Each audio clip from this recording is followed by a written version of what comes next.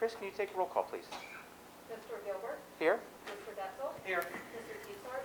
Here. Mrs. Detzel? Here. Mr. Yoshimura? Here.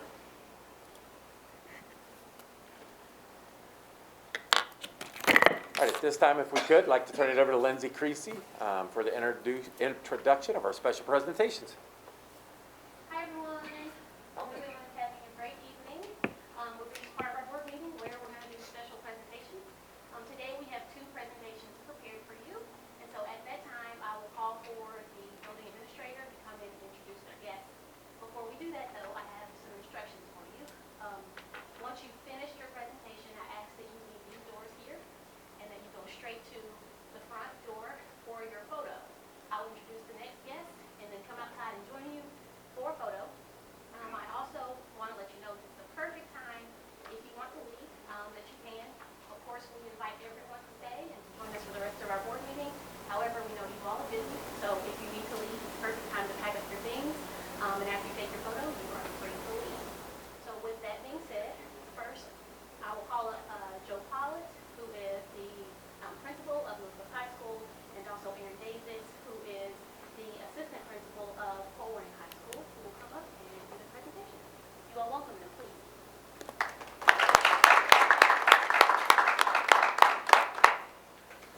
Okay, thank you, Lindsay.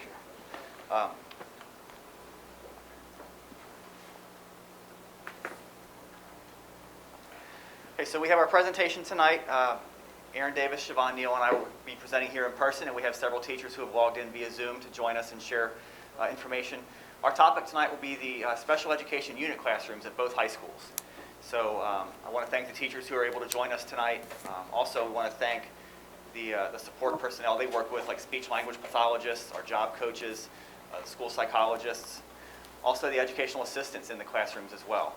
I think what you'll see is, despite the pandemic and the restrictions that we've had to work through this year, they're still able to do a lot of creative things for the kids. And you'll see some of that shine through in the presentations here today. So again, thank you to all the staff and students who have worked hard on these presentations. We're happy to share these with you here tonight.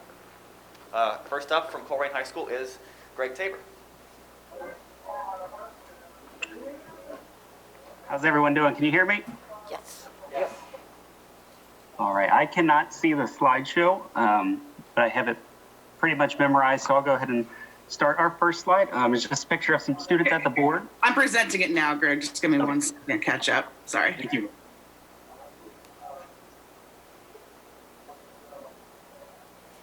Awesome.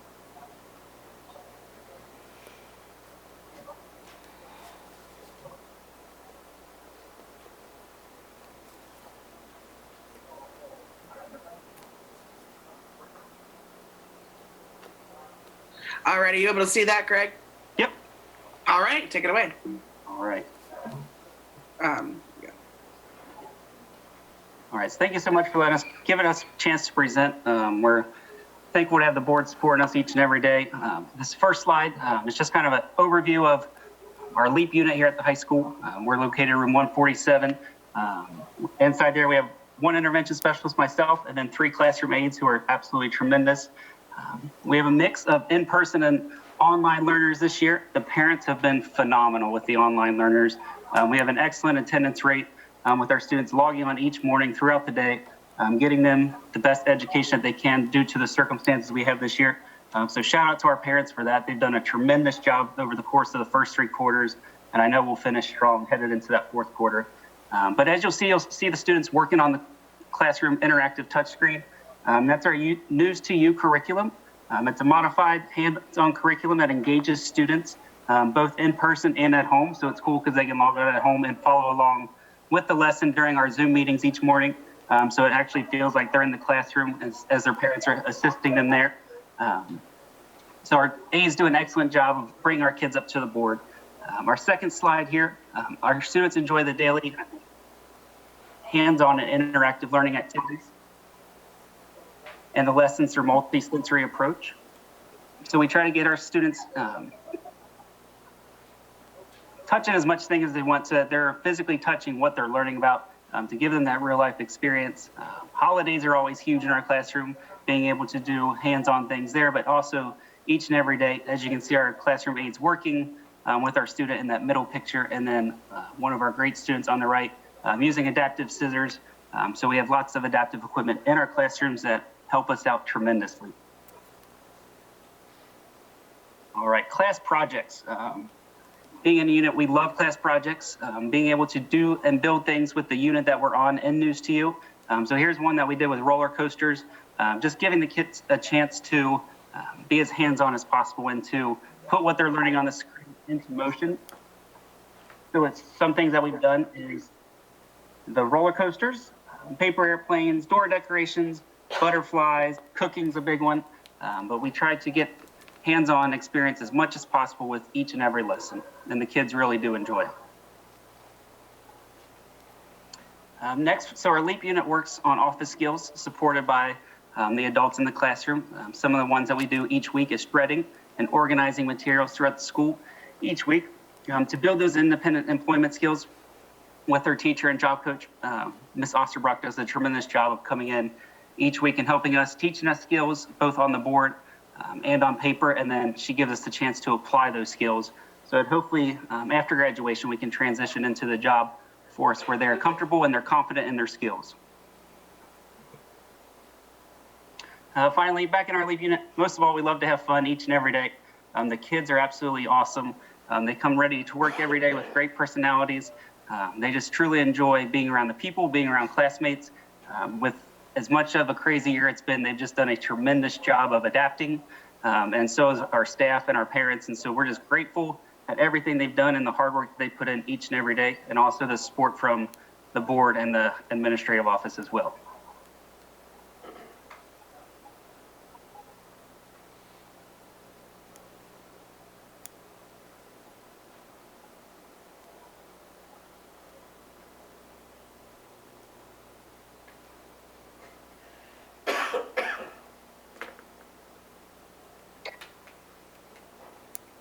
All right.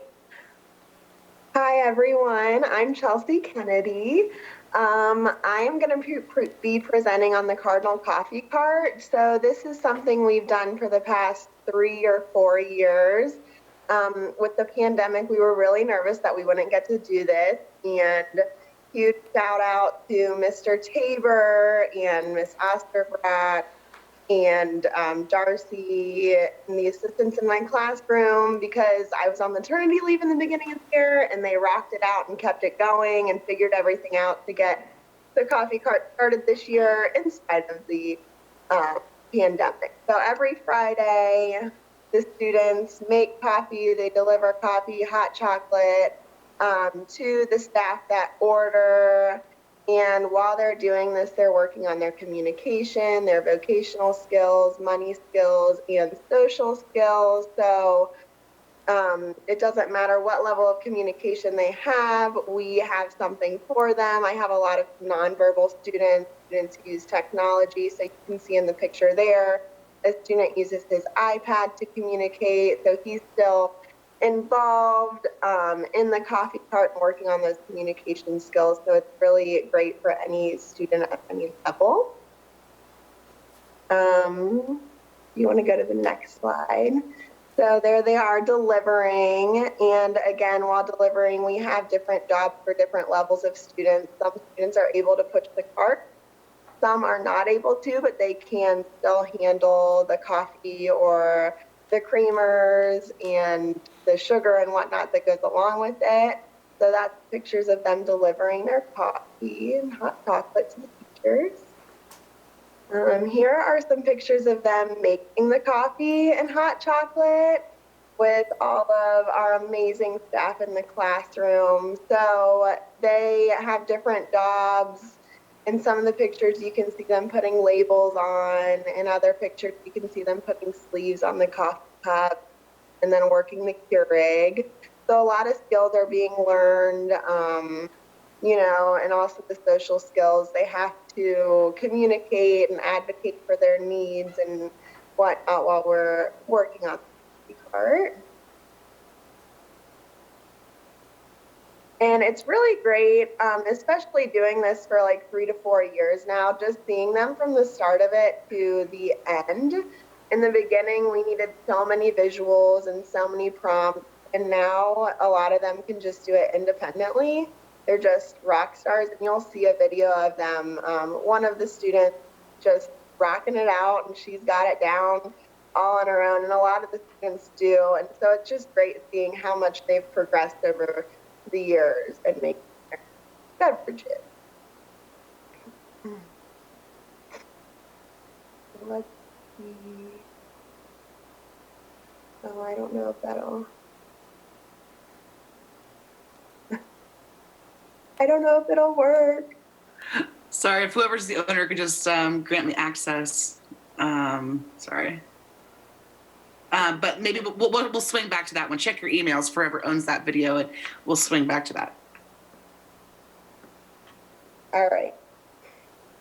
So yeah, it's just a video of one of the students.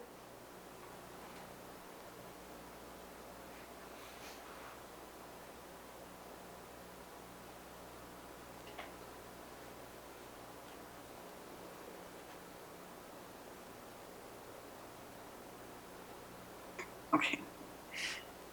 Just get page. Okay. All right.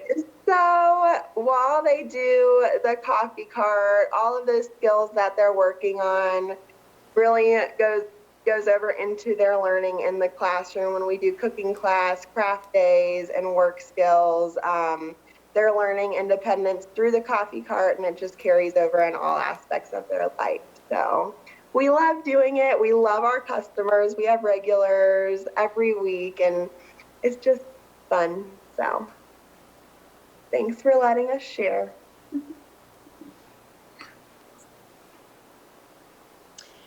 I'm Jennifer Dent, and my class of students are in charge of the Cardinal snack cart, because obviously who doesn't love food? Coffee's great, and so is all the fun sugary snacks and drinks that we sell at the end of the day on Thursdays. Typically during pre-COVID, we would do Tuesday and Thursday, but we just started it smaller. We modified it a little bit this year, where we only do it on Thursday afternoons. And in the past, the students would load up the cart with sodas and waters, candy, chips, anything that we had for sale. And they made a sign, a poster to put on front of the cart with all the prices that they would make all the time themselves. And they would push the snack cart around the building and ask administrators and teachers if they would like to purchase an item. Then they would tell them how much it costs. They'd bring a calculator and add up the different amounts. They would make change for the staff right then and there and do the exchange, just like they were working in a store. Well, with COVID this year, we've made a little switch to electronically taking the pre-orders at the beginning of the week, and then Thursday afternoon, we look at the list of the chart of what everyone's ordered, and the students assemble the items into the bag that we deliver the items in. And a fun part of that is that the students now personalize the bags by writing the staff member's name on it, decorating it, color it, making it individualized to them. And this continues to work on our skills of following directions. Now they're doing the assembly line. They have to check their own work. Still working on social skills when we deliver it, collecting the money, counting the money, and providing good customer service to our staff members in the building. And like I said, one of the fun things that we changed this year, instead of just pushing around the cart, we deliver the orders pre-assembled in bags. And the fun part of it is decorating it and adding that personalized touch. And there's quite a few offices that I walk into where I see the delivered bags still hanging after weeks later, hanging up as kind of like an art decoration that's been provided. And all of the staff members have said how much they really enjoy the personalized bag made by each student and delivered to them personally. And after they decorate and assemble all the snack items, it's time to deliver them throughout the building. Some of our students even dress up on those days wearing ties and professional uniforms, and they look great all the time. And it's great to see their smiling faces, and the staff love delivery day. And these are just some more pictures of us working together as a team, going around to deliver throughout the offices. And as you can see in the one corner, even our remote student logs in and helps assemble the bags and delivers the items to the different rooms as well. So we include our in-person and our remote learners in all aspects of what we're doing, including our snack cart.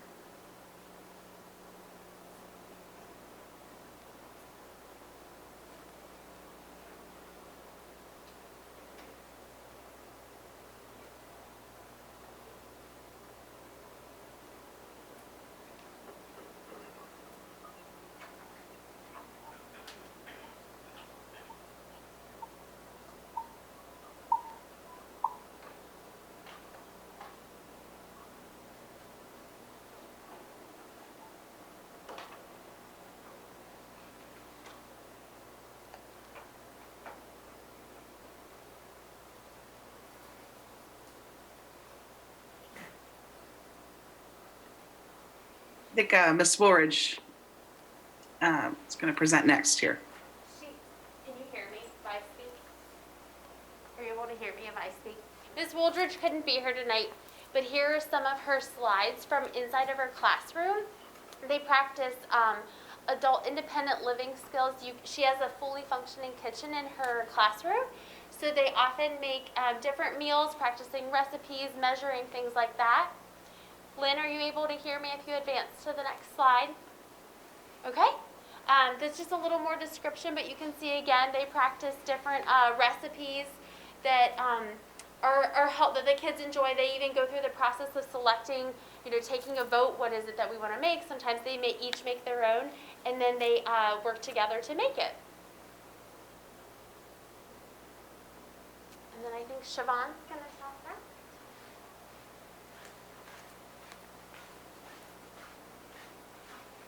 One of the great partnerships we have is with the Cincinnati Police Federal Credit Union, and they give us a $5 donation for each student that has an account with them, and so that's how we use the money to purchase our items, such as all the groceries and things that are needed to cook the money. As part of our work study, we're not really doing that this year, but the students would earn money from the credit union, and that would help also when they would go out to eat. So the money wasn't coming from the parents. It was coming from their work study experience and the $5 donation. So Robin from the credit union will come and work the kiosk. So the students, they actually have the practice of filling out a deposit slip, a withdrawal slip, and going to the kiosk to actually make the withdrawal or the deposit of their money. So it has been an excellent partnership with them. They're a great support to our students. You can go. Oh, okay. My name is Lynn Joseph. I run the TOPS program, which is the counterpart to the SAIL program. My program is for 11th and 12th graders. But my program stands for Transition Opportunities Post-Secondary, which just means that we focus on the areas of functional academics, vocational training, and life skills in my program. Some of my students I worked on a Black History Month website during Black History Month, which was pretty awesome because we have been using our tech tools a lot, especially because a lot of my students are not able to read or write at the level of some of their typical peers. This little video is just showing you some of my students' project. And he designed and built this website, and all about Bessie Coleman. All of these pages on the side are different pages in his project. We also really like to focus on 21st century skills when possible in my class. So we learned a lot about coding the other day, and I will let one of my students kind of show you a little program that he built. I'm not sure if you guys can hear the audio on your part. You can do this. You can make Rick wrote this code drop plus for a dancing character. You can make it do. Now when you run your program and you hit spacebar, what'll happen? It will dance. Okay, show me. Now press that spacebar. So kind of a fun thing we learned just at the very basics of computer programming, just to keep it 21st century. Hi, my name is. We also like to use interdisciplinary kind of approaches to learning. Functional academics in my room, we combined learning about, writing and script writing and video editing and choreography and video production. A fun little Christmas music video. I'll just play a few seconds of, but you should check out the full thing. It's great.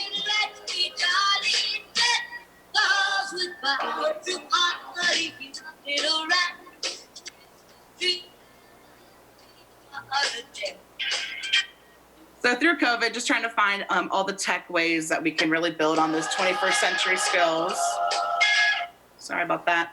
But anyway, it's not all fun and games. We do actually learn a lot too. I completed my master's thesis in 2018, where I really studied the employability rates of young adults with special needs. On the right over here, all of these soft skills are different areas that local businesses and really some national businesses mentioned that were deficits in the area of kids with special needs, especially young adults. So I created a curriculum where we focus on a soft skill every month, and we learn a lot about it. We have presentations about it. We do all that kind of stuff. Worksheets about it, quizzes about it, and by the end of the year, they really seem to have a good grasp on the soft skills they need to be successful. We also work on life skills. So some of these links here you can check out to see some of the different life skill curriculums that we're doing or life skill topics that we're doing. For example, I like this one, which is we talked about rental listings. So I created some questions about how to read a rental listing for an apartment when they graduate, so they can be successful upon graduation. But lastly, we also like to cook, just like a lot of the other classes. I'm very, very lucky to have a full kitchen in my room. We love throwing parties for, pre-COVID, big, large parties with a lot of people coming over to celebrate holidays and special occasions. But during COVID, we were able to continue that tradition, just socially distanced and safe. So, we do like to eat over in the Career Center as well. So come visit us anytime, and thanks so much.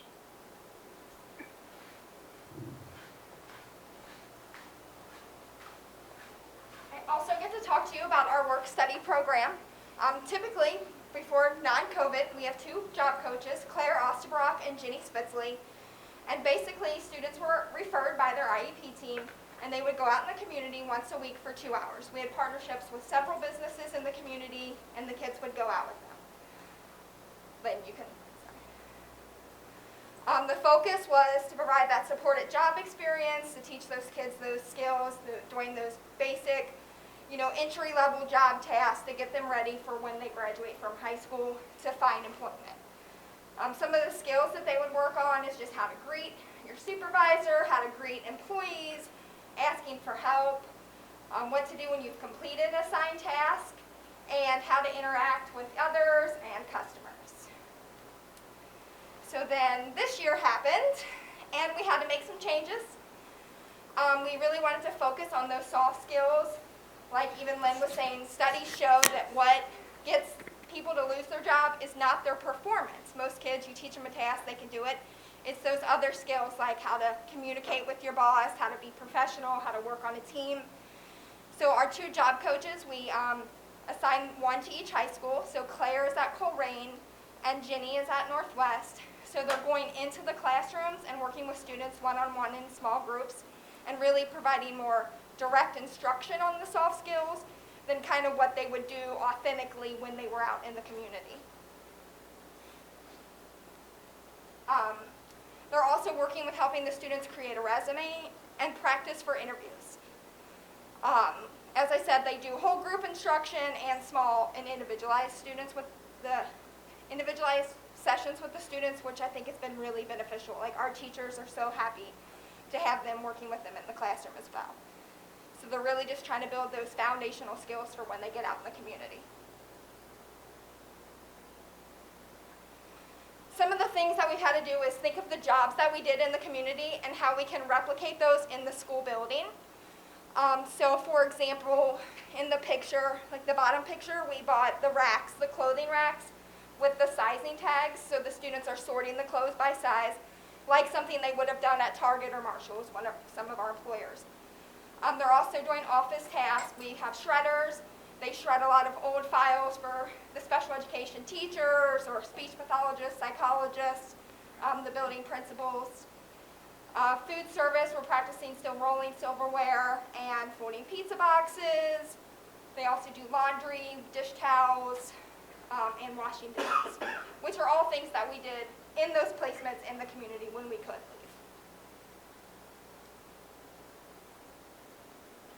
We reached out to our businesses to say, hey, what can we still do for you in the school building? So here's an example where La Rosa's did give us pizza boxes where we would still fold them for them like we would when we were there. So just a quick video of that.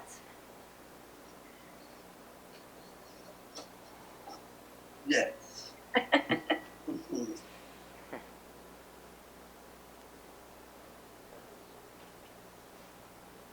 We feel, really confident that the work we're doing now, even though we're not in the community and we're not doing those authentic job experiences, we're replicating it as best we can and focusing on those soft skills.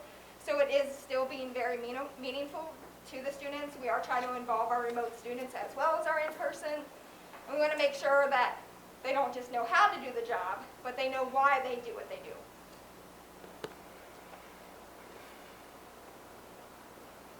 This is a video about one of our students saying what work study's kind of been for him. More. I am a senior at Pouring High School. So Ralph, how do you think our work study program prepared you for Project Life and Project Search? I learned new job skills and how to follow multi-step directions. I had 3 work experiences. I had the YMCA, the North Central Library, and the Northgate Mall. So Ralph, why do you want to go to Project Life and Project Search? I want to continue to learn new job skills. Project Life and Search will help me prepare for my future plans. My name is Ralph Creekmore. So that kind of leads us into Project Life and Search. So that is a program that students go to after they complete their graduation requirements, and they kind of continue your education to either Life, which is a multi-year program, or Search, and those are run through Butler Tech. I can tell you because I actually get to follow the students when they go there, and the instructors from Project Life and Search love our kids. They tell me all the time that our students are more prepared for the programs than they get from the other school districts. And a lot of that is because of our job coaches and our work study program. Because we give our kids a lot more authentic work experiences than some other school districts do. So it's just a shout out to what Claire and Jenny and our teachers do to prepare our students for this. So it is a big deal when the kids get accepted into the programs. So actually the next video is the same student. So I'll let you guys watch what happens when he gets a letter in the mail. Oh, sorry, I forgot this one was in there. That's some of our students on the day they interview to get accepted in the program, and that's just a picture of 4 of our students that were there for their interview.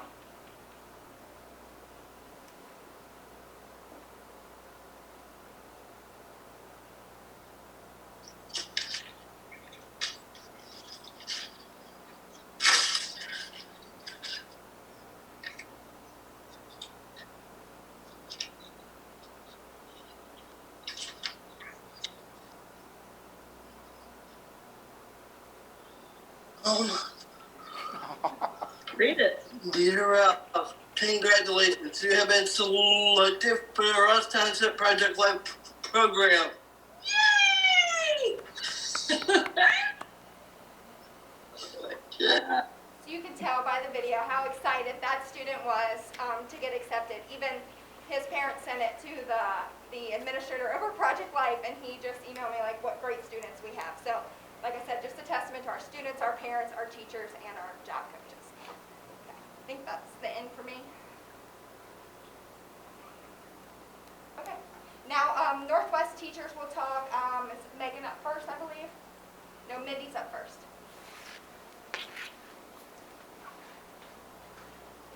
Hello, I'm Melinda Woodward. I do the TOPS unit, same as Lynn Joseph, but at Northwest High School. We've been a little bit limited on some of the things that we've been doing because of COVID, so we've taken a different turn in some of the events too. So my program consists of juniors and seniors. This year we've worked well in past years as well. Working with OOD, Ohioans with Disabilities in Hamilton County DDS. I can say 8 out of my 10 students right now are either already employed in the community or in the process of putting out resumes or job interviews. Another part that we've been trying to do is Connection Friday. Every Friday we do 3 units together and we do an activity with the virtual kids as well as the students in-house. And we'll do some virtual tours. B105 has done a lot of virtual tours to give the students the opportunity to go see some things in the community that they may not be able to see or that we haven't been able to go out to do. I do want to say we didn't get to do the coffee cart this year, but we're hoping to reinstitute the coffee cart for the students and the teachers next year. A big part of my program is I do a co-teaching with Tracy Turney Smith through Butler Tech. We do an entrepreneurship program where the students are working on creating small businesses because we haven't been able to go out into businesses and haven't been able to do our coffee carts and snack carts. We've created some, I guess, small businesses of their own. So this year the kids are working on creating a lemonade stand as well as a food truck.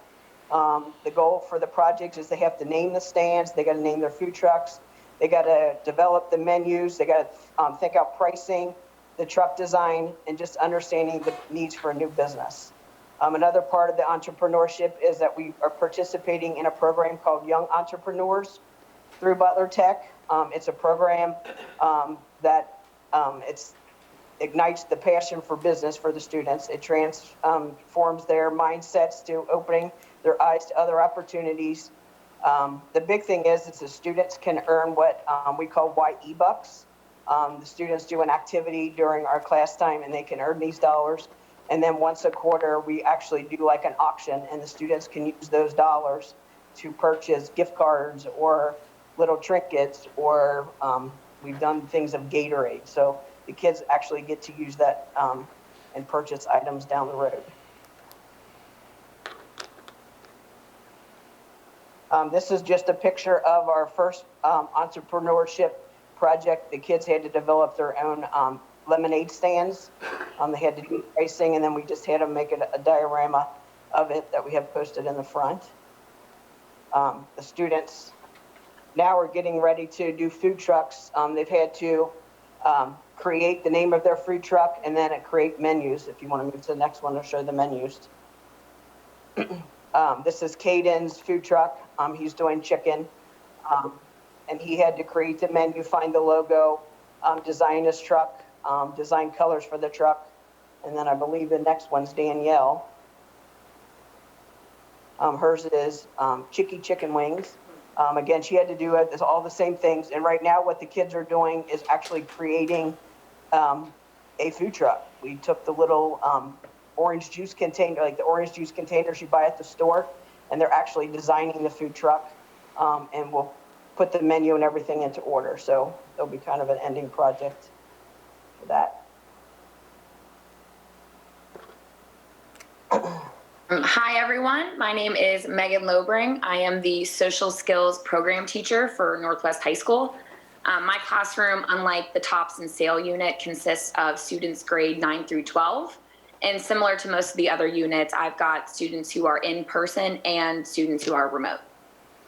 I have multiple educational assistants in my classroom who are just absolutely amazing, and I am extremely thankful to have the opportunity to work with them and have their support in my classroom each day. Very similar to all of the other units, my main goal for my students is to have them become active participants in society, starting now and after they graduate. So one of the ways that we support this goal at Northwest is by having students attend an elective course So they attend Adaptive Foods, which I co-teach with Alex, who is part of Butler Tech. So the students learn food safety. They get to practice their skills by cooking in my classroom each week.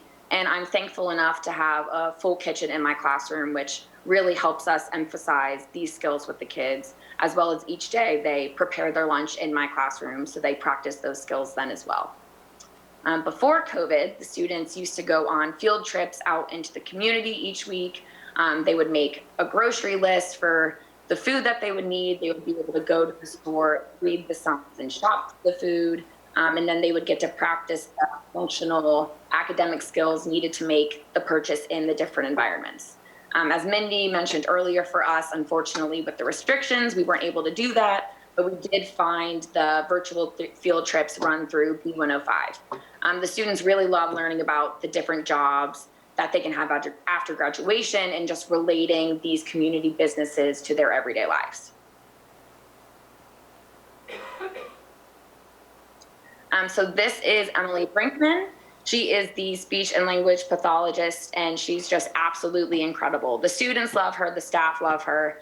She comes into each of the unit classrooms on a regular basis and really gets to work hands-on with them to help build these skills needed to help them get out into the community and get these jobs.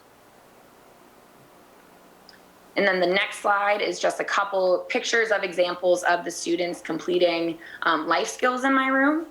So in the top picture, the students complete work task boxes. So that one is folding silverware, which they would have been able to do if they went out with work study this year. The bottom picture is of one of my students shredding. And again, the top picture is having Emily Brinkman work with them to follow step-by-step instructions on cooking and making Jell-O. And then the last slide for me is a flip grid that one of my students made. He is currently a sophomore. I sort of told him about me talking to the board and what the board was. And so he answered a couple questions and came up with these answers. And we wrote him a little script for him to be able to read for you guys. Hi, my name is Marion Woods. I'm a sophomore at Northwest High School and I'm in Ms. Lobring's classroom. What is something fun that we have done in class this year? On Fridays, we Zoom with Ms. Woodward's class, and it is fun to see my friends. What is your favorite game that we have done on Fun Fridays? Because it is different and fun to see what I know about different topics. What is something you like about virtual field trips? I get to see how different places work. It helps me think about what I want to do after I graduate. What is your favorite thing about being in Miss Lobring's class? I like learning life skills. We cook with the timbers and we made cookies and mac and cheese and quesadillas. And last question, if you could tell the board anything, what would you tell them? That school is fun. Next year, I am excited to start going to junior classes that give me new challenges.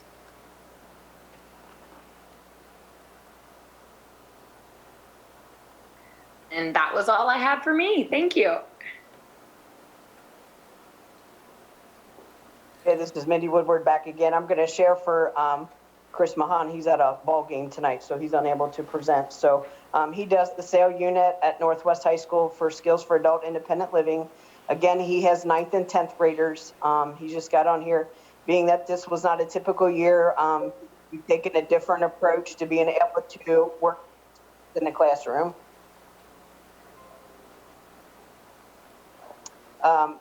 Mr. Mahan has had Mr. Bentley, who is our school psychologist, he's had the opportunity to come into the classroom, and they work on some basic lessons as thinking, feeling, behaving, emotional, educational curriculum.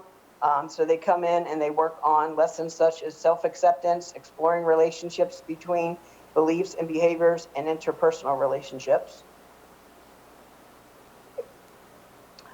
Mr. Flickinger, who is also an intervention specialist in the main building, would come over during cohort time and he would work with Mr. Mahan's students on some literacy skills, attacking short stories and novels.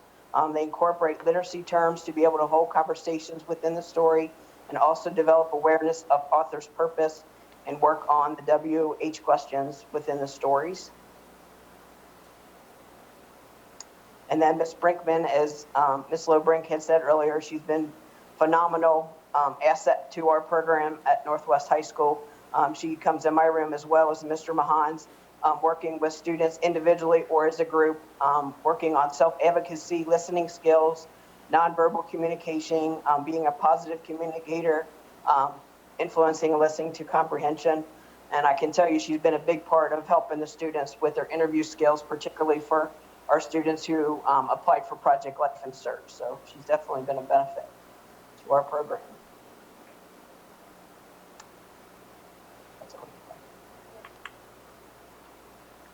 That's it.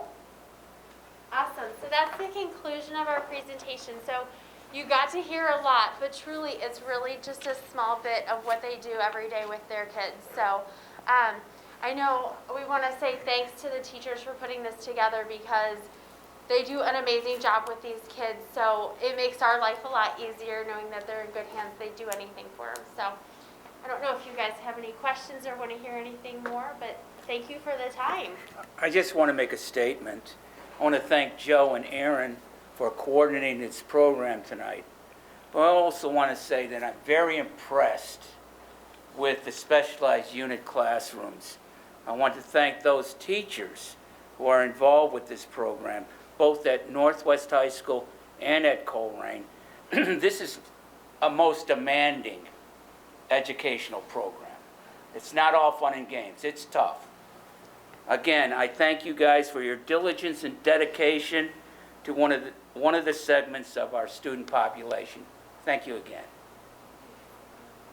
I would just like to echo what Joe said, and for me, to see this, first of all, I know the teachers have gone above and beyond, and to take the time to do this presentation is truly appreciated. Because just as most of you, I can tell you as a board member, this has been hard because I feel so disconnected, not getting in the buildings, not seeing the kids on a regular basis. And this is why it's so important to have these kind of presentations for even all of us to really even get a glimpse of what goes on every single day. And Ralphie got me. I'm thinking, I'm so glad I don't wear mascara. But first I want to congratulate him and his mom and dad or whoever took the video, because wow, to send that feedback back to the educators, to get to see that was so amazing. But to see how much all of you are continuing to impact the kids, even with all the obstacles with COVID, I mean, is amazing. I mean, you are making such a difference. And the programs to go on at Butler Tech, I know Jim and I have had a lot of opportunities to see a lot of our former students employed at different places afterwards, and it's amazing. And it's because of what's going on at Northwest and Colerain. That's getting them prepared, and then to go on to Project Life or Project Search. But I wanted to say kudos to Danielle for love her chicken wings, and love the fact that her food truck is the Northwest colors. That was too cool.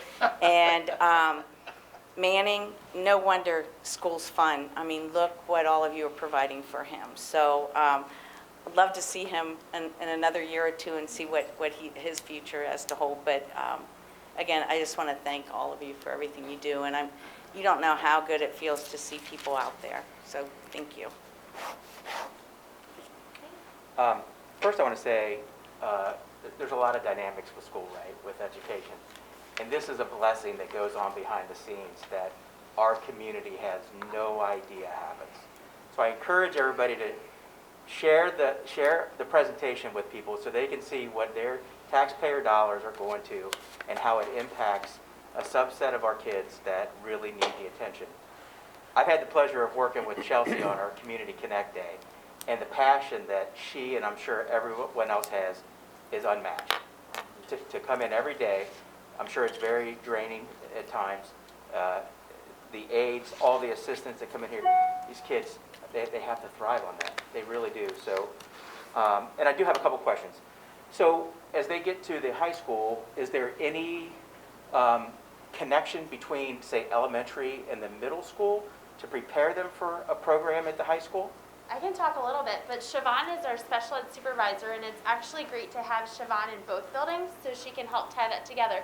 But she can definitely provide more of the big picture.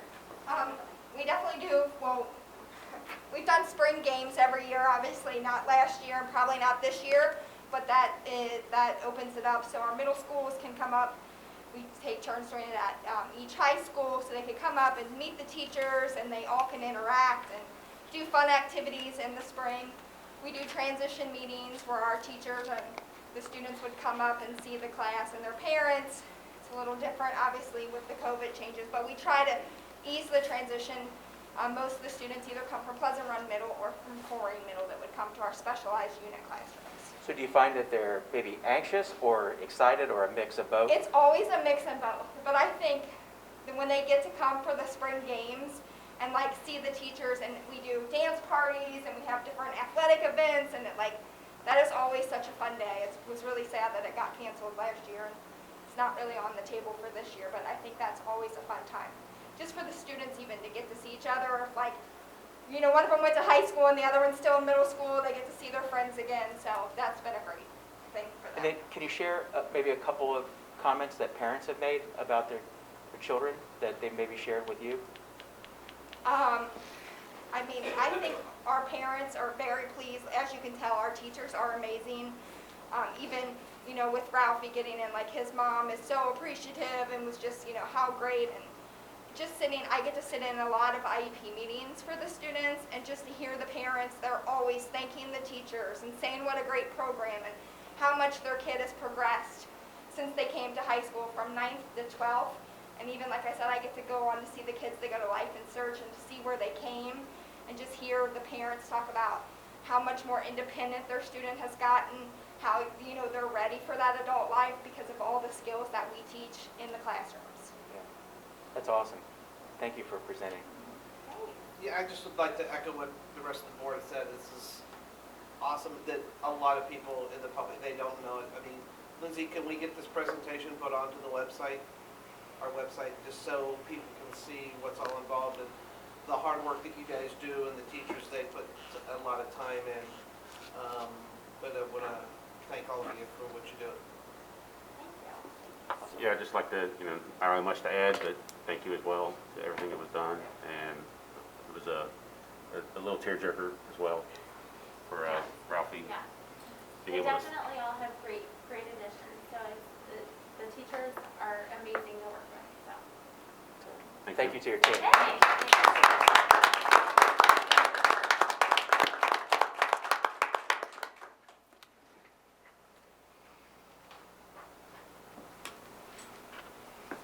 Thank you all again. We'll have you step outside for a photo. I'll meet you up there in just a second. But let's give them one more round of applause. Now we'll have Brad Watkins, who is the principal of Pleasant Run Middle School, come forward and introduce his kids. Thank you guys for having us this evening. It's pretty fun to be in person and not watching this on my couch on Facebook Live. So, Brad Watkins, proud principal of Pleasant Run Middle School. Real quickly before we get started with our presentation, as a former special ed teacher, to see that presentation, and a former unit teacher, to see that, I just want to commend everybody that took part in that presentation. They're doing great work in both buildings and for our kids in the district. So, again, Brad Watkins, proud principal of Pleasant Run Middle School. This evening I have two guests, Mr. George Stewart, who I will turn things over here to momentarily, is part of the Cincinnati chapter of the Ohio Society for the Sons of the American Revolution. And he's going to get to boast about, not before I do, our 8th grade social studies teacher, Miss Julie Flagg. Before I turn things over to George, I'm going to say a few words about Julie. When I got the opportunity to step in as building principal at Pleasant Run almost 2 years ago, Julie was, not only took part of the hiring committee, but Julie was one of the first people to welcome me to be a part of the Pleasant Run family. And I'll never forget that. She went out of her way to invite me to that social studies department meeting that, you know, she didn't have to. As a new guy, but she wanted to get to know and wanted to provide an opportunity to engage with the staff. Julie has been by our side as a teacher leader in our building for the last 2 years, offering perspective, guidance, a little bit of history of the building, if you will. Very appropriate. But Julie's been a great colleague and a great work professional. That aside, she is, and George will come into this, and her passion for the content, her passion for history, her ability to relay that passion to our students is second to none. Julie's a tremendous teacher. We're very, very grateful to have her in our building, and she is very deserving of the recognition that she's receiving this evening. So with that being said, I'm going to turn things over to George and let him speak. Good evening. Hello. I bring you greetings from the Cincinnati chapter of Sons of American Revolution. I'm George Stewart. I'm the first vice president of the chapter. I'm also chairman of the American History Teacher Award. In 1986, the national chapter started the Tom and Betty Lawrence American Teacher Award. It was open to high school students only for many years. In recent years, it was open to elementary and middle school teachers to recognize excellence in the classroom of teachers who teach American history. This year has been a challenge. We have an education committee of about 15 compatriots who do go out into the schools to give presentations on American history. We do rub elbows with a lot of educators. This year was a challenge, but fortunately I knew Julie, and she won't admit it, but I did a lot of arm twisting. She had some unwanted phone calls.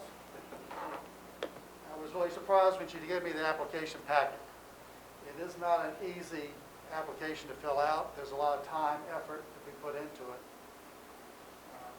Our chapter highly endorsed her.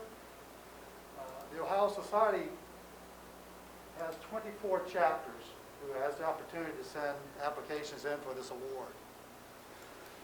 In late December, we sent it in. In February, we were notified that Julie was selected for the state award for the middle school teachers. Her application is now at the national headquarters. Usually by this time of the year, we know who the national winners are. And as of this afternoon, we still haven't been notified. In the past, she'll be competing usually with about 30 to 40 other educators on a national basis. But,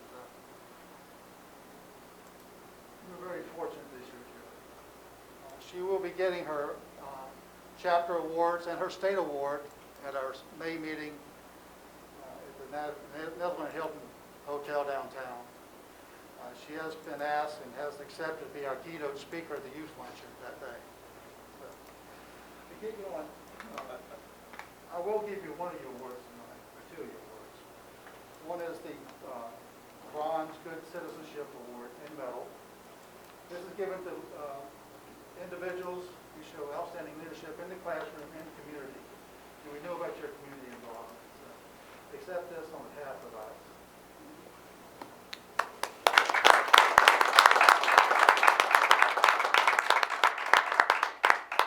There's also a chapter monetary award of $200, so you can use it at your discretion. You can buy ice cream afterwards if you want. Now, on a personal basis, my wife was an educator for 25 years, most of it here in the Northwest School District. She taught foreign language at Pleasant Run Middle School, Northwest, and Colorado High Schools. And one of the things that really would upset her was students would come to her at the most inopportune time wanting to sharpen their pencils. Okay? So we would like to give you this Liberty Bell pencil sharpener, put it on your desk, so your students know where you come. Thank you. And the other thing I learned, she had to have 2 cups of coffee every day to get off to a good start in the morning. So we want to make sure you get off to a good start, Julie. We're going to give this a Betsy Ross coffee cup. Hope you get off to a good start every day. All right? But she's well deserving, so let's give her a hand.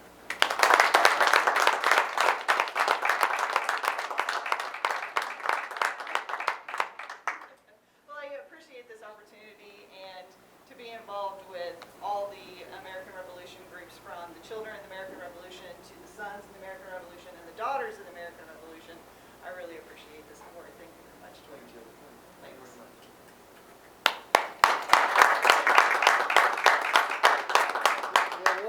The award is open to any history or social studies teacher who teaches in elementary, middle school, or high school. So if the word gets out, just have them contact me, please. All right, awesome. Thank you very much. I'd just like to congratulate you, and I am so thankful we're doing this in person. That's what's been so hard is, recognizing different people, and nobody's here. So I'm so glad. And I know Julie's been involved in a lot of things. I know how many years you always volunteered with the cross-country meet that I'm missing. I sure hope we get that city meet back. But just what a great honor. And we're so proud, and good luck on the national level. And what a cool thing to be the keynote speaker. So that's awesome. Thank you. Congratulations. George, thank you for prodding her to complete her application. Absolutely. And seeing that, you strike me as a very humble human being. And I'm sure you probably had to bounce that back and forth a little bit, but George, in his bag of tricks, got you to finish that. So congratulations. Thank you. Great job. Thanks, guys. Thanks. Thank you.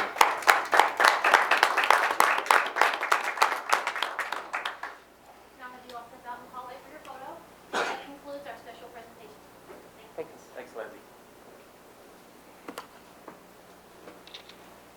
What a great way to start this in-person meeting. Awesome. How about that? Okay, so back to business. Legislative update. Okay, there we go. So the big thing that's happened in the past 2 weeks since our last meeting was just today, Governor Mike DeWine signed House Bill 67, which provides flexibility on testing and graduation requirements for this school year, the 2021 school year.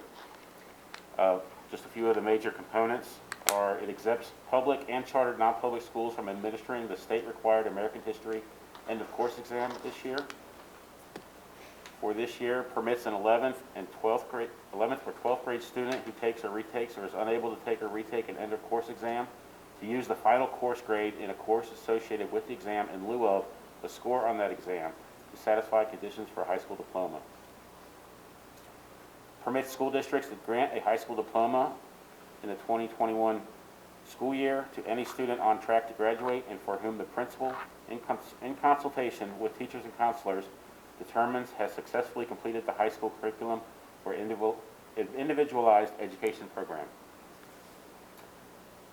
Permits a district that has previously adopted a resolution to exceed the state minimum high school curriculum requirements to elect to require only the minimum curriculum for the purpose of determining high school graduation for the 21 school year.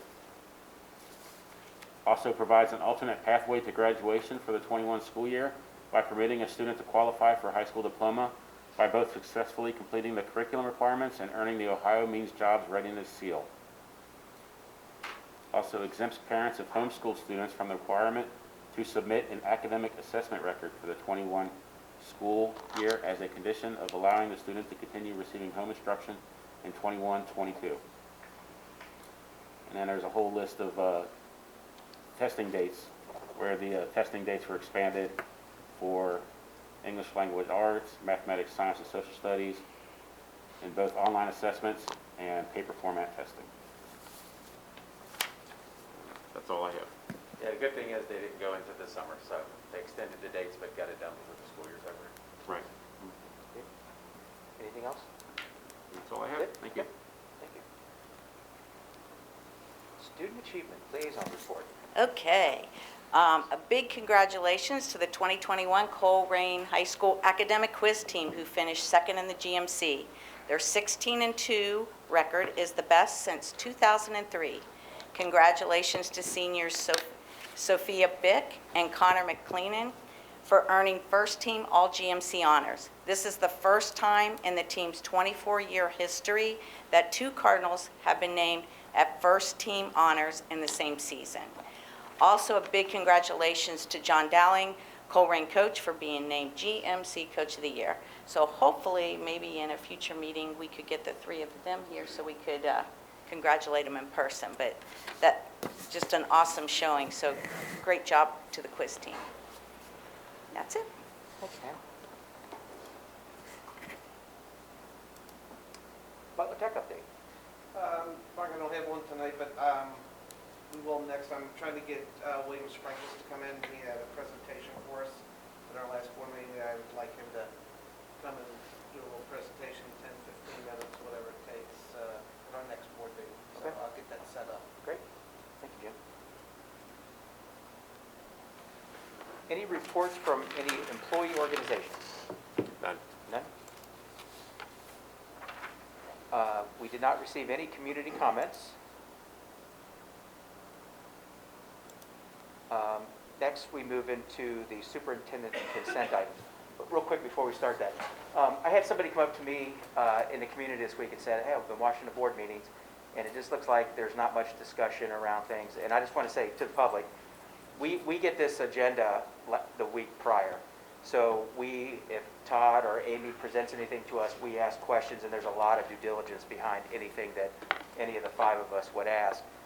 The reason we don't do a lot of discussion right up here is because, like, if we asked Amy a question about, say, a bill or anything in the finance department, she would have to research that. And so the probability of her being able to give us a direct answer with a live discussion is pretty slim. So there is a lot of work that goes behind the scenes, especially like with these consent items. We go over all of them. So it's not just a rubber stamp. There is discussion, a lot of question, and clarification on everybody's part. So I just wanted to say that for people who are wondering. Sure.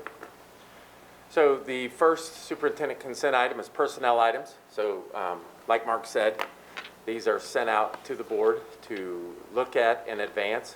If they have any questions about who's on those in terms of retirements or resignations or hirings, all they have to do is let us know, and we can vet them out or let them know what's going on with them.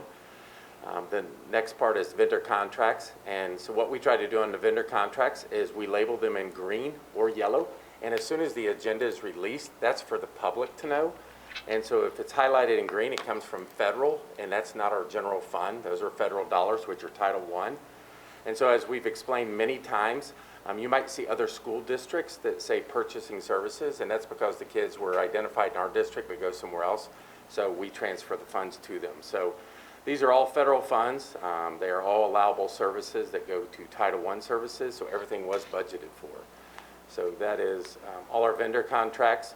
The next thing is a bid resolution for summer 2020 pavement improvements. So this is from last year. We had some pavement improvement projects that we rejected to work on because they didn't think they met our needs and didn't meet the standards that we have for them. So we have rejected the work, so we will get bids to fix them at the appropriate level of service that we think they should be. So this is just a bid resolution to get that out there and get them fixed. The last thing under the superintendent consent item, and this will take me a little bit, but I wanted to explain it to you because this will be coming up more and more, and that's the resolution to endorse the fair school funding plan. So the first thing I wanted to let you know, excuse me as I take this, is that Amy has been really involved with this basically since 2017. So Amy, step in at any time if you have anything to add to this. But she has been part of the committee that helped develop the School Fair Funding Act. So first of all, I wanted to talk to you about what makes the Fair School Funding Act plan different from prior state school funding formulas. So first of all, it was at the direction of Speaker of the House Bob Cupp and Representative John Patterson. It was developed by a work group that included folks like Amy, that was comprised of superintendents and treasurers from all regions of Ohio, representing all school types. And what we mean by that is urban, suburban, rural, every every type of school district, so it had equal representation. They began work over 3 years ago, November 15, 2017, and this is the first time in the history of Ohio public education that the practitioners have developed a funding plan that answers what does it cost to educate a child in the state of Ohio, no matter where they come from. The work group analyzed national research, best practices, actual Ohio school district spending data. Speaker Cupp, Representative Patterson, the bill's sponsors, and members of the work group have sought feedback from a variety of stakeholders and will have continually refined the program and the funding formula as they've moved forward. So how is this fair school funding formula different than the current state school funding formula? Well, when the work group began work in 2017, an estimated 80% of Ohio school districts were not on the state's funding formula. Currently, no Ohio school district are on the state's school funding formula. And if you remember back to 1997, DeRolf versus State of Ohio ruled that Ohio's method of funding schools through the state school foundation program was proven unconstitutional, and it still is. So what are the main components of the Fair School Funding Plan, since we're asking you to pass a resolution, and so is the Ohio School Board Association? Is there an easy way to explain these components? Well, there's three main components. One is the base cost. The Fair School Funding Plan establishes a base cost of educating a typical child in Ohio.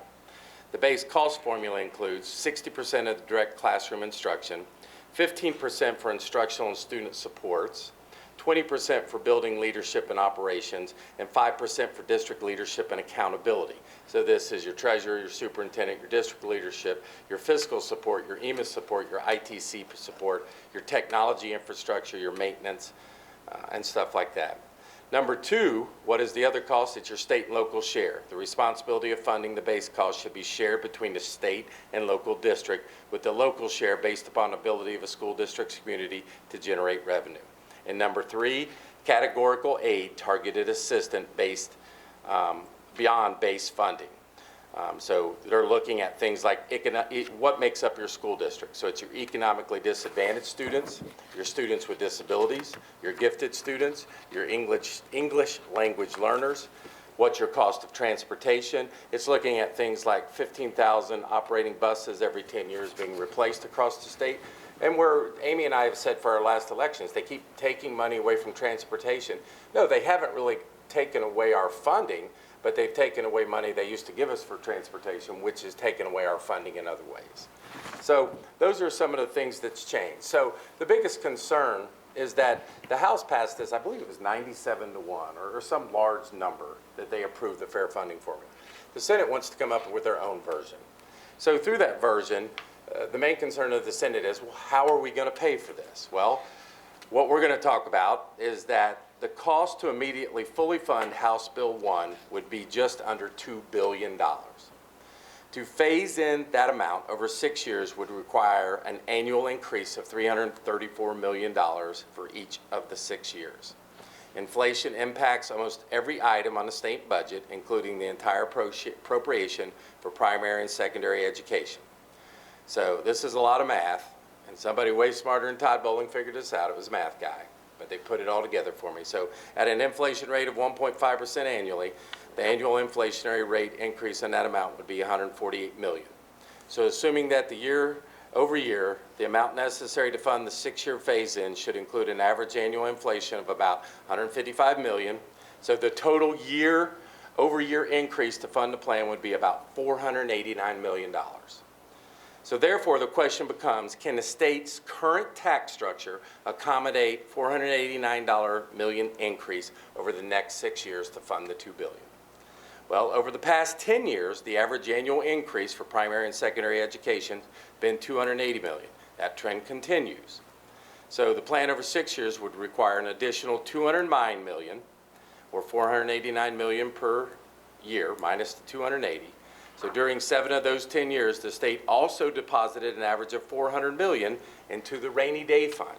So remember, we've been building up that rainy day fund, and we've finally topped out. We can no longer put any more into it. It's at $2.9 million. Can't put any more into it. It's topped out. In the rainy day fund? In the rainy day fund. 2.9 or 2.9? The total now is, I believe, 2.9, Amy? Yeah, it's topped out, so you can no longer put anything in. $2.9 million or billion? Billion. Billion. I said million, I misspoke. It's 2.9 billion. On top of that, the governor, with a well-intended proposal, spending on student wellness and success, which in the middle of the pandemic is needed, is also approximately putting in 500 million annually, which would eliminate unintended duplication, make more efficient use of the dollars, and phase in period. So the bottom line is, what we've currently got with what we have been putting in for the rainy day fund and the additional 500 million he's putting in there, they could fund this plan. So what OSBA, what VASA, and what your state is asking you as a school board to do is to endorse this resolution to endorse school fair funding plan. It's based on equity of funding for school districts. Now, there will be some school districts who don't get the same amount of funding as others, but Amy has looked at this, and when I talk to people about this, I go to the number one source, which is our treasurer, who is well educated on it, one of the leaders in this, and who played a big part in helping us get to the pieces of this. And we honestly feel together that this is good for our school district and something we should endorse. Anything you want to add about it? I got a question. Say this goes through, how much additional money will be coming to our district? Or do we not know that? Is it based on the amount of kids in the district, obviously? What are we talking? Yes, 'cause it's all based on ratios. So it's based on the ratios for class sizes, it's based on your enrollment, it's based on your local capacity, just like in any funding formula. Right. But we haven't been funded on a formula for years. We were capped, so we were losing $3 million a year because the state said we cannot pay you what you're due, and we never get that. Now there is no formula, and proposed in the biennial budget is not to have a formula for the next 2 years. So we would be flat funded for 5 years, $3 million short of what we should have been funded to begin with, 2 years prior to that we've lost now for 7 years. And then the past decade was flat funded during the Great Recession. So there hasn't been a formula, and we're losing decades of generations of children because they're not funding it. The issue with the state formula is it's not going to be great for everybody. But you have to have a formula that everybody can use, can count on, can calculate with, and project with. Unfortunately, the state does consider us still a wealthy school district. This does not change that because the income value and property value in our district is high relative to the state. But it would give us a formula that we would know what the inputs are and calculate the outputs and be able to project and figure out what we need to do as a school district to operate with. Amy, you know how they consider us a wealthy district? So what all, you just mentioned like property values and that kind of thing. What about the percentage of free and reduced lunches, how that's completely, just keeps going up higher and higher? That doesn't affect it? No, it's based on local wealth. So they look at your property tax valuation and they look at your federal gross income from your W-2s. And we have pockets of extreme wealth on the W-2s that get, and to bump it up. 1040s and everything that get filed. So that average gets inflated with that, and that is projected onto the whole district. Right, it's the value of the community, not the value of the district. So the way the state formula works is it's the local capacity. They've determined the formula, and remember, this is for basic education only, not for all the things that we provide above basic. The formula is just for basic education. So they calculate the formula, they determine locally what the local capacity can afford to fund the formula, and the state pays the difference. Right now, we're at a 60-40 split. Yep, the $3 million they're supposed to give us, they can't give us. Right, so they don't fully fund their 40%. Right. So in reality, they're not funding the 40%. Correct, because it's and capped. year after year, not getting that. Right. We need them to have a formula and to fund the formula, even if it's a phase-in at some point, fully funded. And have you talked to Senator Blessing about this personally? I have talked to Senator Blessing since 2017 regarding this.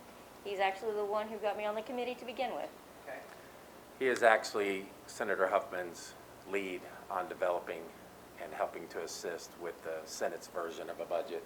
So I sent in your weekly update asking for volunteer, and Pam's volunteered to be a part of our presentation. So in my comments, I'll tell you about the presentation, and we are at this moment setting up a meeting with 11 other school districts, treasurer, superintendent, and a board member to attend a meeting virtually with him and explain the process of the fair funding, everything I just went over with him, because they will get back together mid-April to again approach this. So I'm in constant contact with him, and so is Tom Burton from Princeton City Schools, and we are constantly talking to him about how we need this to go through, or some version of it.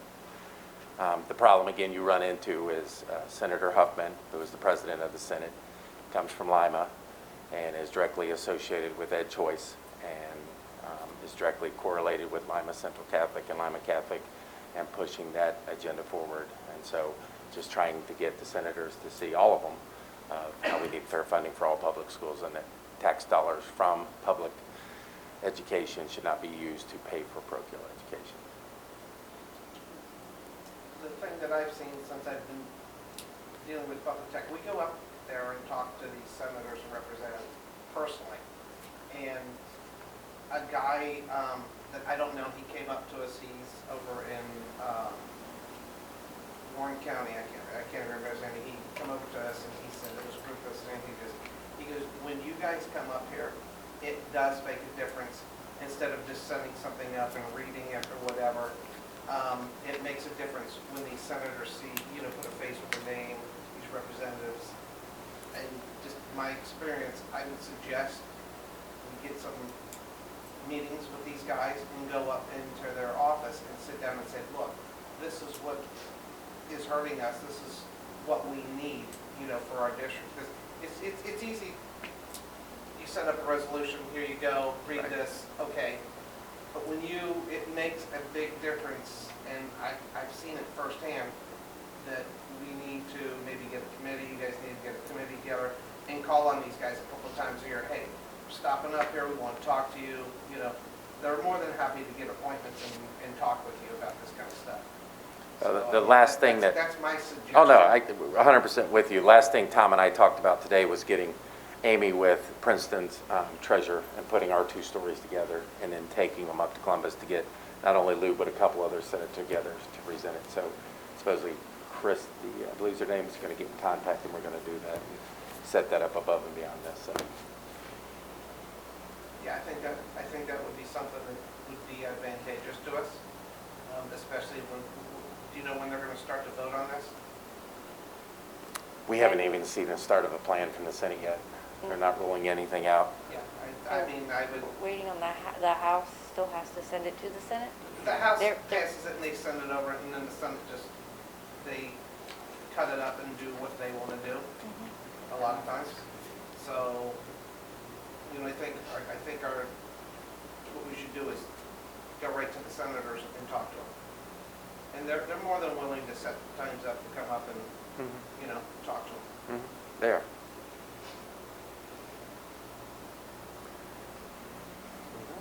So that's it for consent items, but wanted you to know that Amy and I are working diligently to work for our community and try to get things changed. And so with that, the superintendent recommends the Board of Education approve the adoption of the superintendent's consent items as listed. So moved. Second. Motion and a second. Any questions, comments?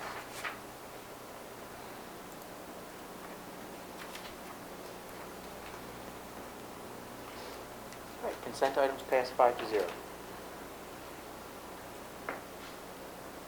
That brings us to fiscal consent items. Amy Wells. Hello. So first, I'd like to ask the board to dispense with reading of and approve the March 8th regular meeting minutes. And for our financial report for the month of February, our all funds balance was $51 million. Our general fund unreserved balance was $22.5 million. Our revenues are $64 million, or at 65% for the year, and our expenditures are $60 million, or 63% for the year. And we're still waiting on the remaining part of our first half taxes. So our revenues are exceeding our expenditures this far into the year, which is a very nice thing. Our investment weighted average of return is down 2.68%, still above benchmarks, but has dipped a little just based on maturity dates and what's available right now. The list of monthly bills are the routine monthly bills that we have, as well as we had several Hamilton County Educational Service Center purchase service invoices paid this month, food service, purchase of dishwasher, and we continue to have the pandemic supplies and auxiliary and grant fund payments that we have throughout the year. Next, we have a then and now certificate over $3,000. This was for a prior year tuition payment that needed to be paid as part of that Hamilton County Educational Service Center invoices that were being processed. And finally, we have the accepting the amended certificate of estimated resources for $199 million as approved by the Hamilton County Budget Commission. And this is where they send back the amended certificate after we approved the appropriations last month for $148 million. So with that, I'd like to ask the board to approve the fiscal consent items as listed. So moved. Second. Motion and a second. Go to vote.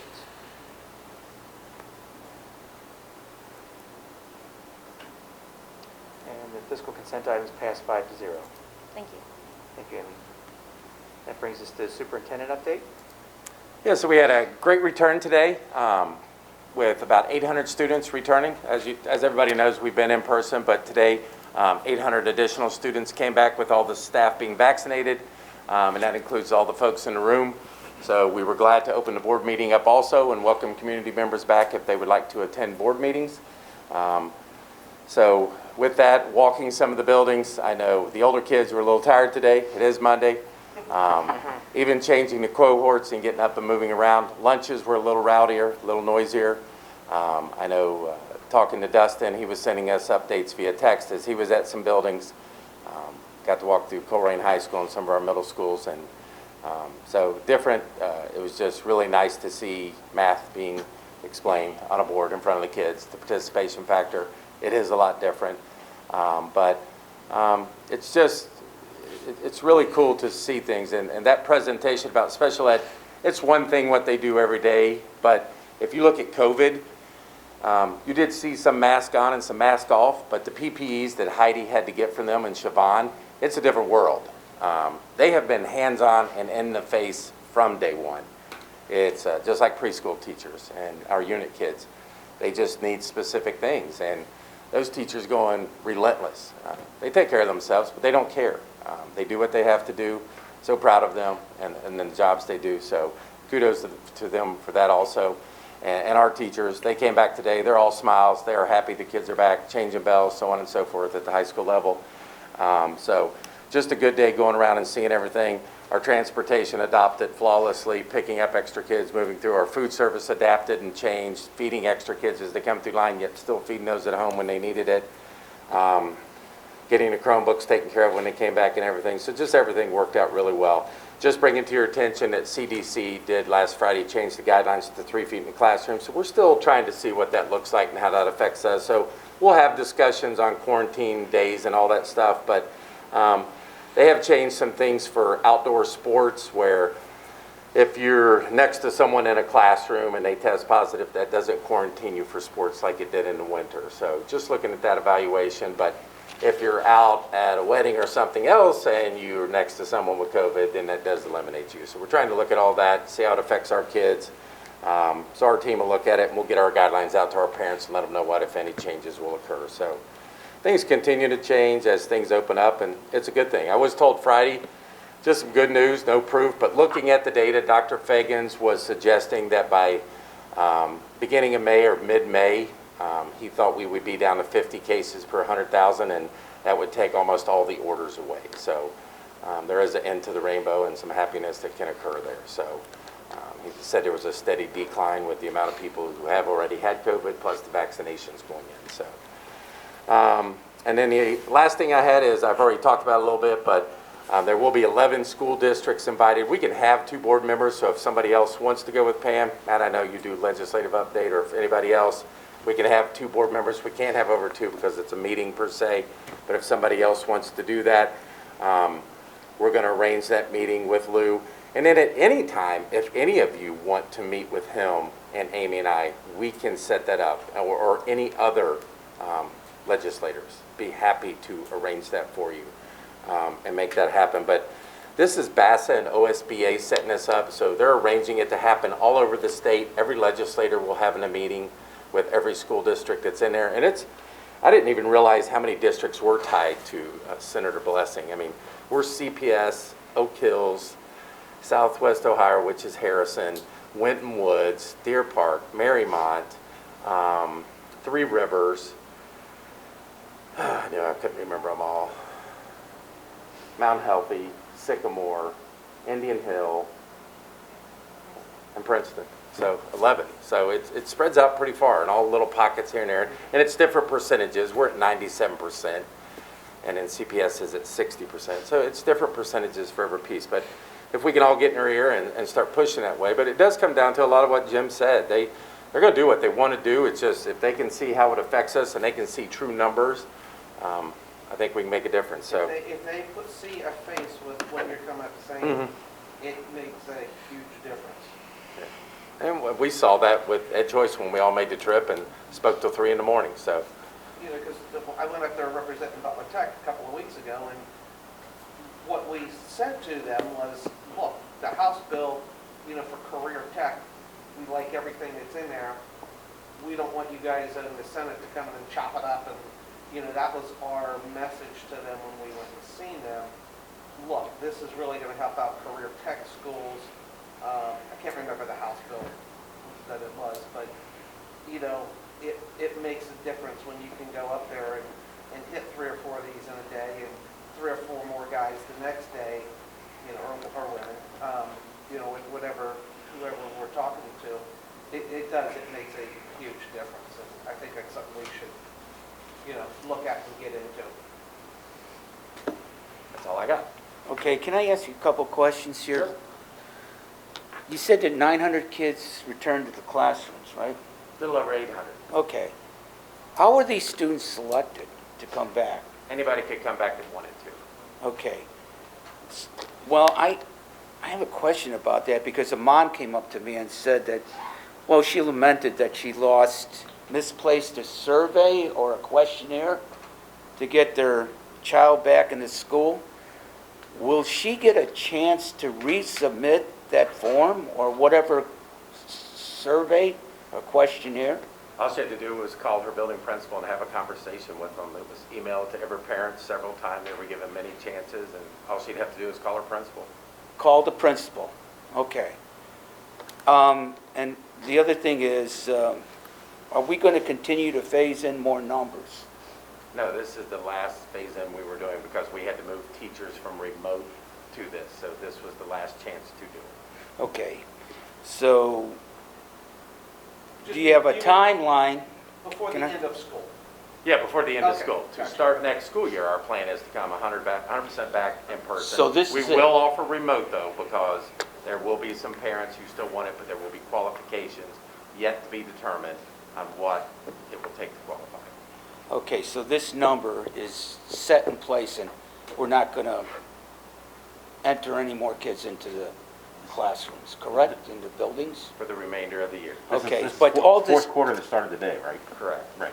so all This this, quarter already started. We're a little bit into fourth quarter. Yeah, it started last week. Last week. okay. So the parent, all this parent has to do is call the building principal? They could call anybody. They could have called anybody in central office, had a conversation, could have called the Okay. building principal. Just pick up the phone and call. She desperately wants to get the kid back into the school. Yeah, because the emails went out. Is there any other way I'm forgetting, Brenda? It's got a deadline of March 1st. Yeah. So there are special circumstances we're trying to get kids in, but that was the deadline that we set for this large scale return. Okay. Anything else? Just a comment. Thank you to the administration, the staff, the building staff, teachers, especially I think with transportation. So I can only imagine what it took for transportation to, because of the 800 plus, how many are bus riders? And you're just adding those in, and some may go to current bus stops. And I'm guessing there were some bus stops that had to be added. Yeah. And it changes bus passes and bus times, and I can't even imagine what it takes to pull that off. Yeah. They did a great job. So thank you for that. Anything else? takes us to board member comments. Joe? Oh, okay, so I already covered the thing on the special ed thing, which I think was fantastic. On a comedic note, I received the second vaccination of Moderna. I did receive my request for the lollipop, which alleviated some of the soreness in my arm.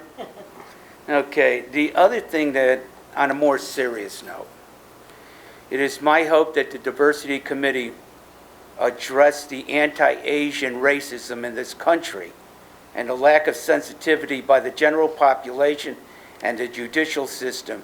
And I refer to this op-ed that was printed in the Enquirer on March 17th by Michelle Young.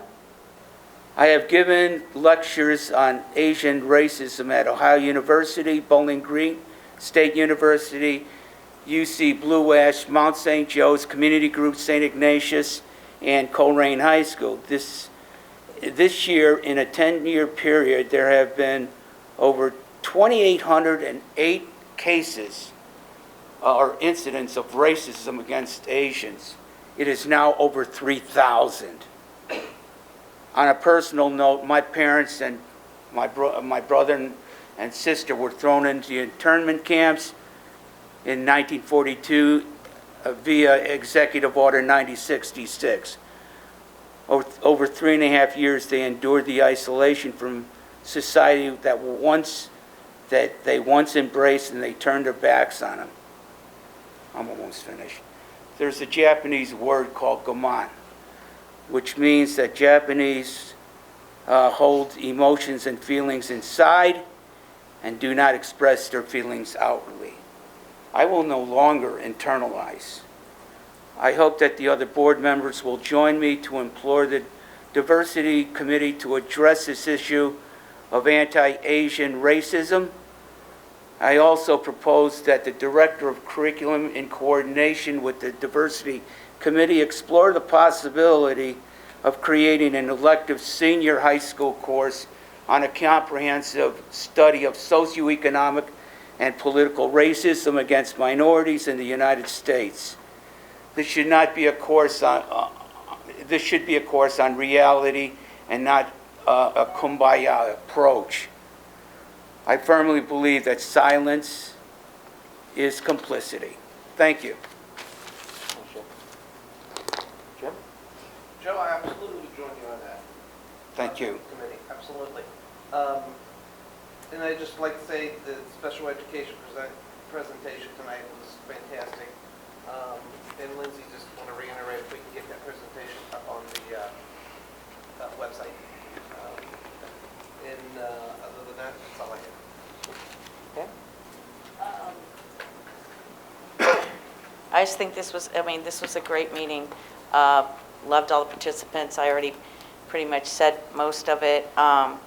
Just looking forward to seeing more meetings like this. Joe, I think with the Diversity Committee, I'm hoping will address all types of discrimination. Correct. Absolutely. Thank you. And other than that, just wanted to say that when we have our masks on, at least for me, I was smiling almost the whole meeting. So it's like I was looking at the one gentleman from the American Revolution, and I kept kind of smiling just to make eye contact. Then I'm thinking, he can't tell that I'm smiling. But it was just a really, really good meeting. And I just loved seeing people here and sitting in the seats. So thank you. Thank you, Ben.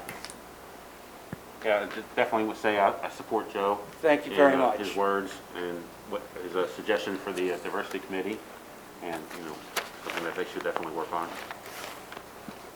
And very appreciative of the presentation on special education earlier.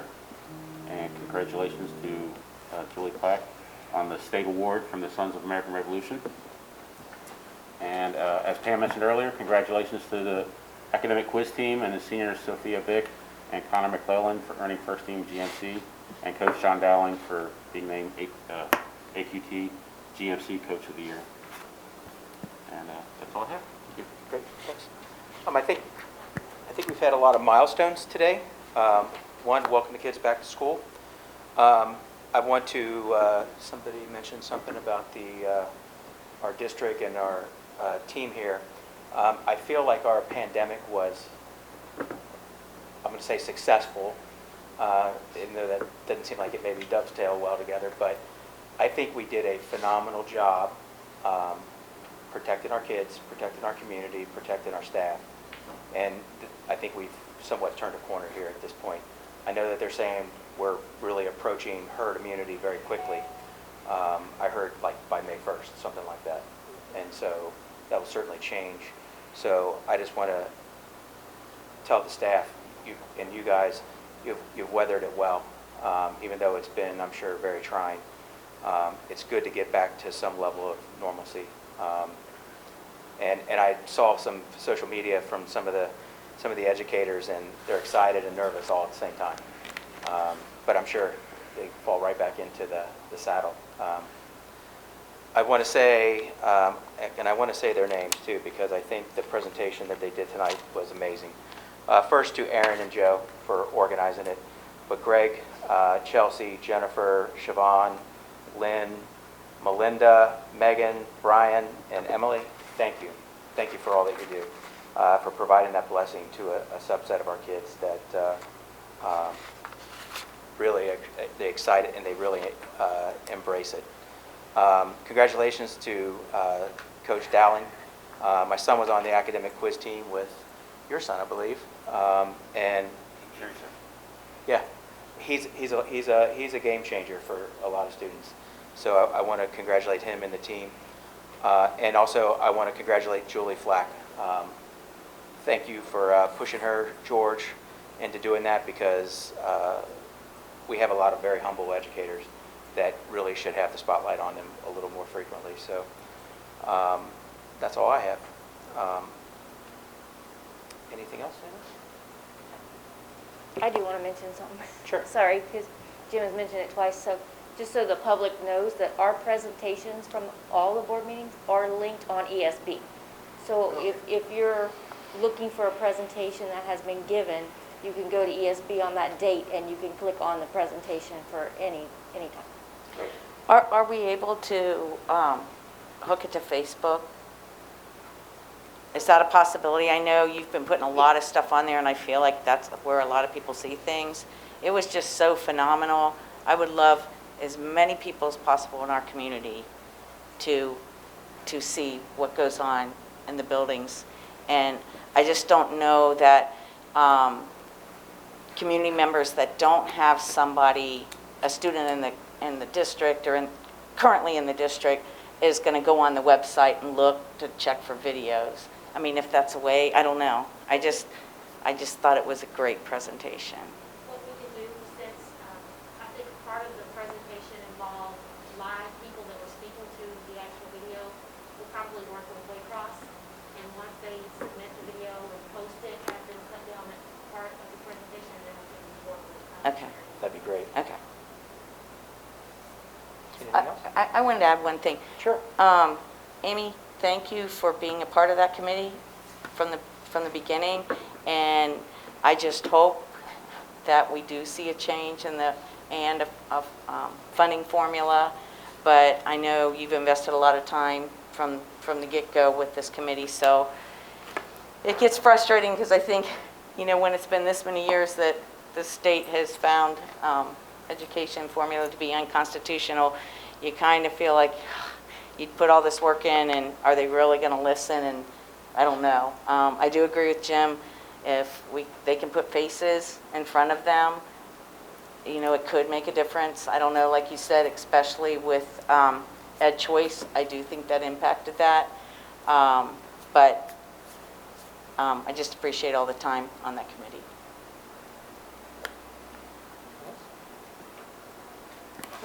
At that point, we'll make a motion to adjourn the meeting. So moved. Second. There's a motion and a second.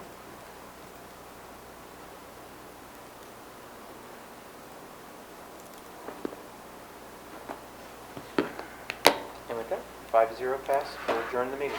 Thank you for joining us.